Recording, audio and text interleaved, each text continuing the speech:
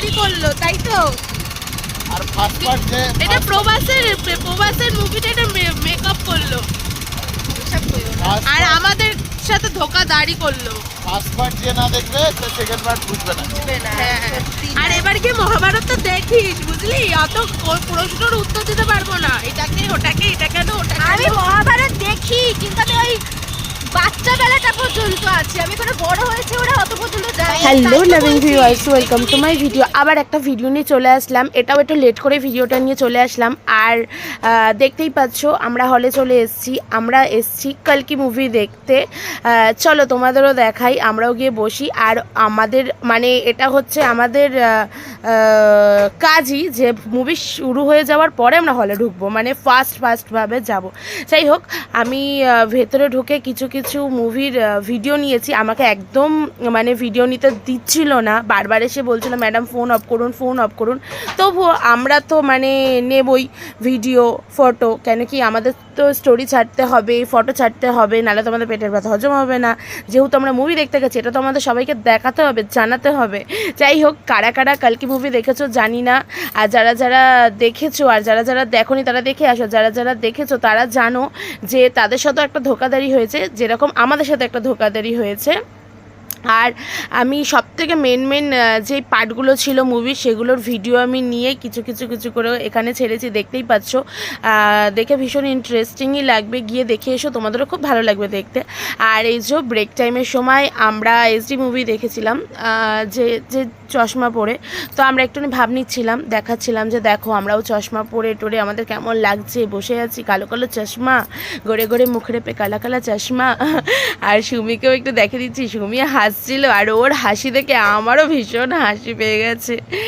আর এই যে আবার একটু হলটা দেখিয়ে দিলাম, এটা হচ্ছে নতুন করেছে, আমি এই হলে যাইনি, আমি অন্য হলে মুভি দেখতে যাই আমরা। তো এইটাই আমরা নতুন এসেছি, ঠিক আছে। তো আমার হলটা ভীষণ ভালো লেগেছে, কালারটা খুব ভালো লেগেছে, because red colour my favourite colour. তো সেরকমই, তার রেড কালারের চেয়ারগুলোর জন্য আমাদের ভিডিওটা খুব সুন্দর এসছে, দেখতেও খুব ভালো লাগছিল। আর এই যে জুতো খুলে বসে পড়েছি, অ্যাকচুয়ালি এটা আমার অভ্যাস, আমি হলে গেলেই, হলে বলো গাড়িতে বলো, আমি যেখানেই উঠি না কারণ আমি জুতো খুলে বসবো, আমি জুতো পরে বসতে পারি না। তো সুমিও সুমি আমাকে জিজ্ঞাসা করছে আমি কিন্তু জুতোটা খুলবো, তাই বললাম হ্যাঁ খোল। তো ব্রেক টাইমের পরে ফিরে এসেছি, আবার কিছু ভিডিও নিয়েছি, এরপরে আর নিতে পারিনি সেরকমভাবে, কেন কি আমাকে এসে একেবারে বলে দিয়েছে যে ম্যাডাম এইবার আপনি ফোনটা বন্ধ করুন। আর আমি ফোনটা বন্ধ করে দিয়েছিলাম, তাও লাস্টের সিন এটা যেটা নিয়েছিলাম। আর এই যে আমরা বেরিয়ে পড়েছি, এইবার আমরা বলি ধোঁকাধড়িটা কেন হয়েছে।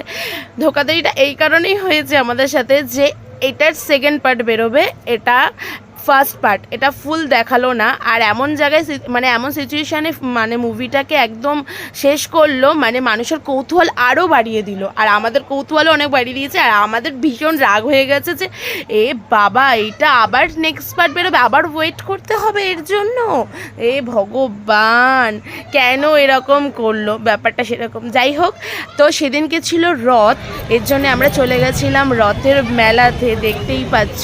কেন ওখানে আমার মাম্মাম ছিল, ওর ঠাম্মার সাথে গেছিলো ও মেলা দেখতে, আর আমরা গেছিলাম মুভি দেখতে, আমি সুমি আর শুভ। আর এই যে পুরো মেলাটা কতটা সুন্দর লাগছে, সত্যি মেলা আমাদের একটা আলাদাই একটা ফিলিংস কাজ করে আমাদের মধ্যে, কেন কি মেলা মানেই ছোটোবেলার কথা মনে পড়ে যায়, যে কেমনভাবে মেলা শুনেই বাবা মার সাথে জিদ করতাম মেলায় নিয়ে চলো, কিন্তু এখন সেই ফিলিংসটা হয়তো অতটা নেই, এই বাচ্চাদের জন্যই হয়তো যেতে হয়, কিন্তু আর ভালো লাগে না এখন, কেন কি এখন হয়তো অনেক বড় হয়ে গেছি, তার জন্য আর মেলা ভালো লাগে না। কেন কি মেলা অ্যাকচুয়ালি হয়তো না, অ্যাকচুয়ালি সত্যি বাচ্চাদের জন্য মেলা, কেন কি ওদেরই ভালো লাগবে, বেলুন খেলনা এই সবের জন্য, আরও বিশেষ করে দোলনা। যাই হোক, ওই যে মাম্মাম একদম ট্রেন গাড়ি দোলনা চড়ে নামছে, ওর খুব কষ্ট হয়েছে, ওর মাথা ব্যথা ঘুরে গেছে, আমি থাকলে ওকে চড়াতাম না, ওর ঠাম্মা নিয়ে গেছে, তার জন্যই ওকে চড়িয়েছে, বুঝতে পারিনি। এই যে কাঁদতে নামছে, ওর খুব কষ্ট হচ্ছিলো, তাই আমি ওকে জিজ্ঞাসা করছিলাম, তাই ও একটু ঢং করে বলছে হ্যাঁ মাম্মা আমার কষ্ট হয়েছে।